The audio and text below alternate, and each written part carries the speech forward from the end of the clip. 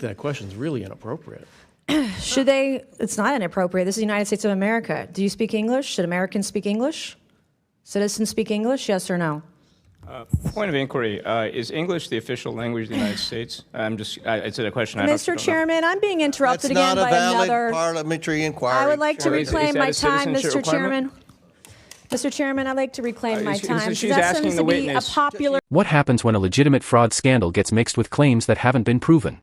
That's where this hearing gets complicated. The strongest Republican point is real. Federal prosecutors have documented a roughly $250 million feeding our future fraud scheme, with dozens of convictions. But the clip goes further, implying broad Somali culpability and suggesting fraud money reached al-Shabaab. That requires case-by-case evidence, not ethnicity or political affiliation. The clip leaves out: English is now officially designated nationally, but citizenship does not require every American to speak English. Denaturalization also requires specific legal grounds and evidence. The evidence actually shows the fraud was enormous and prosecutions are ongoing. Al-Shabaab is unquestionably a designated terrorist organization, but the amount of Minnesota fraud actually reaching it remains a separate evidentiary question. The strongest counterargument is that accountability should target proven criminals, not an entire immigrant community. I support aggressive fraud investigations, but evidence has to lead the politics, not the other way around. Like, subscribe for more bold commentary, and tell me what you think. Thank you. As I listen to the witnesses answer questions today, I'm struck by the truly breathtaking amount of fraud, the scope and scale perpetrated against the American people by Somalians in Minnesota, screeching Democrats, like you just heard, at our witnesses. Democrats on this committee don't want to talk about Minnesota fraud because Minnesota fraud is Democrat fraud. You're going to make a great host on MSNBC. You're going to be great. And this is a cover-up. I mean, the very definition of cover-up. And so while we're still trying to understand the scale of the fraud, it appears that the amount of fraud we are talking about could exceed the size of GDP in Somalia. The size of its economy is what we're talking about. So let that sink in, the amount of fraud we're talking about. My first question is this, Mr. Balyu, this afternoon.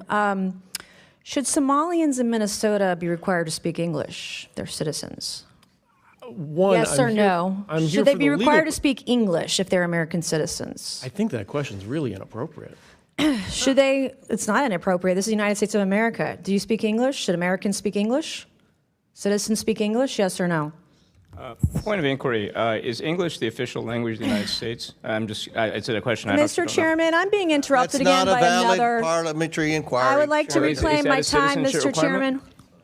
Mr. Chairman, I'd like to reclaim my time. She's asking the witness. A popular theme today. That's not a valid inquiry. It's a point of inquiry. Women have a right to speak in this committee. Conservative women have the right to speak here and not be interrupted by my male colleagues. Mr. Chairman, I would like to reclaim my time. I lost like 10 seconds there. Okay, we'll give you 10 seconds. Okay, my next question is, should Somalians who committed fraud be denaturalized and deported, Mr. Balyu?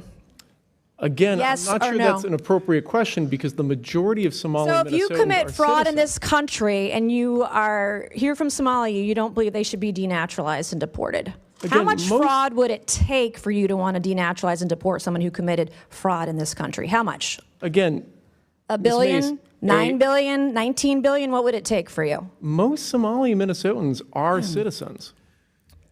Right. And the ones that committed fraud, the question was, if you understand English, should be those who committed fraud, should they be denaturalized and deported? The Somalians who are here, the ones that can't speak English. Yeah, so under U.S. law... Okay, my next question for you can I please finish the question? No, you can't because you're not answering the question. My next question is, this is yes or no.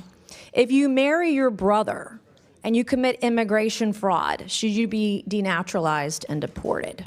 Again, if you commit immigration fraud, yes or no? Again, that question seems really inappropriate. And if I can get back to your question... Well, you can't answer my question, so that's probably more inappropriate. Can you name one significant contribution to Minnesota from a Somali immigrant who can't speak English?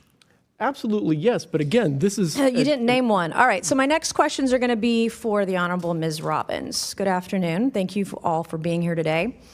I heard some discussion earlier about al-Shabaab. And the discovery that you believe some of this money that was defrauded the U.S. government went to al-Shabaab. Is that correct? Did I hear that right? Yes, it's been proven. How much money are we talking about? You know, we don't have an amount. So there's been specific cases where it's been charged where we have an amount, but then of the millions that go to Somali over the years in remittances, a portion of that we understand is taken as sort of a tax or corruption by al-Shabaab when it enters the country. Can you explain to us who al-Shabaab is? It's a terrorist organization in Somalia. And they're affiliated with al-Qaeda, is that right? My understanding is they are. I am on the DNI website where it tells me that since 2014, al-Shabaab has killed more U.S. citizens than any other al-Qaeda affiliate. And as of 2025, al-Shabaab, this group, is al-Qaeda's wealthiest component. Can you believe that? Yes. And that American tax dollars through Minnesota, through Governor Tim Walz, who shamefully had to resign from his reelection the other day. Thank you to the young YouTuber Nick Shirley.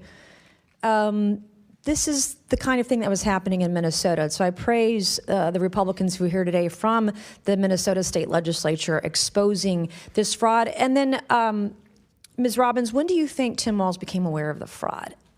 I think he's been aware of it since the beginning. This was a huge issue in our state in the year he ran for governor, and the OLA reports came out, first identifying the child care fraud in March and April of 2019 when he was in the first months of his term. Was Keith Ellison in on it too, knowledgeable, the Catholic turned Muslim guy in Minnesota?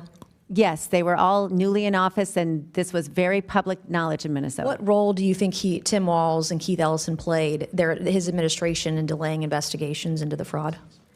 So I've outlined several things where they stopped our ability to strengthen internal controls, and they also shut down the criminal investigations by the OIG in DHS. Thank you, Mr. Chairman. I yield back. I do have two articles, Mr. Chairman, that I would like to ask unanimous consent. This one on foxnews.com, Minnesota fraud probe will expand to other states. And then on house.gov, legislators blast DHS for revelations it had contracts with feeding our future fraudsters. Without objection to Thank you, order, Mr. Chairman. Chair